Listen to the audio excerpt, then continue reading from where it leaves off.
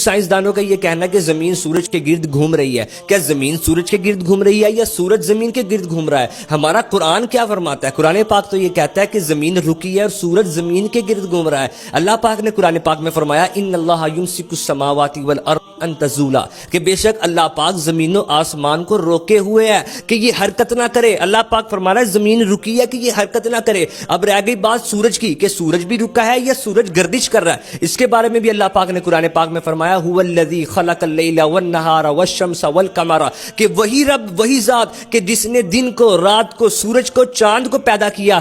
کل فی فلک یسبحون، اللہ پاک فرماتا ہے یہ سورج، یہ چاند، یہ ستارے سب ایک گھیرے میں تیر رہے ہیں. مطلب یہ رکے نہیں ہیں، یہ سورج چاند یہ رکے نہیں ہیں بلکہ یہ ایک گھیرے میں تیر رہے ہیں. اور جس کے گرد یہ تیر رہے ہیں وہی زمین ہے جس کو اللہ نے روکے رکھا ہے. اب بھی اگر کوئی کہے کہ سائنس تو یہ کہتی ہے، اللہ کے بندے آپ نے سائنس کو پڑھا ہی نہیں ہے. خود ناسا، جرمن، امریکن جتنے بھی سائنٹسٹ ہیں ان میں ایک تعداد ہے جن کا یہ دعویٰ ہے کہ زمین رکی ہوئی ہے اور سورج اس کے گرد گھوم رہا ہے. پھر بھی بندہ کہے کہ سائنس کا تو یہ کہنا ہے کہ مجھے آپ یہ بتائیں کیا سائنس سے غلطی نہیں ہو سکتی؟ پہلے سائنس کا یہ دعویٰ تھا کہ یہ سود، شراب، یہ زنا یہ عام ہونا چاہیے کہ اس میں لوگوں کے فائدے ہیں، لیکن سائنس ابھی یہ کہہ رہی ہے کہ یہ چیزیں نہیں ہونی چاہیے. سود، زنا، شراب، اس سے معاشرتی اور اخلاقی برائیاں پھیل رہی ہے. مجھے تو یہ سمجھ نہیں آتی کہ آپ سائنس اور اسلام کو اکٹھا لے کر کیوں نہیں چل سکتے؟ سیدی امام احمد رضا خان علیہ رحمۃ الرحمان نے بھی تحقیق کی، انہوں نے سائنٹیفک طور پہ بھی ثابت کیا اور قرآن و سنت سے بھی ثابت کیا کہ زمین رکی ہے،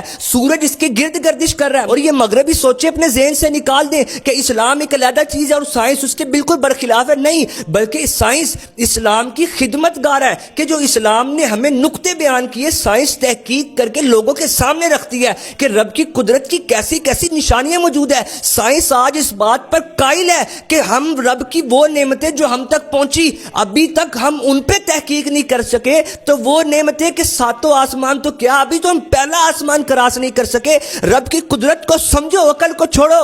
رب یہی تو فرما رہا ہے فَبِأَيِّ آلَاءِ رَبِّكُمَا تُكَذِّبَانِ، تم میری کون کون سی نعمتوں کو جھٹلاؤ گے؟ اللہ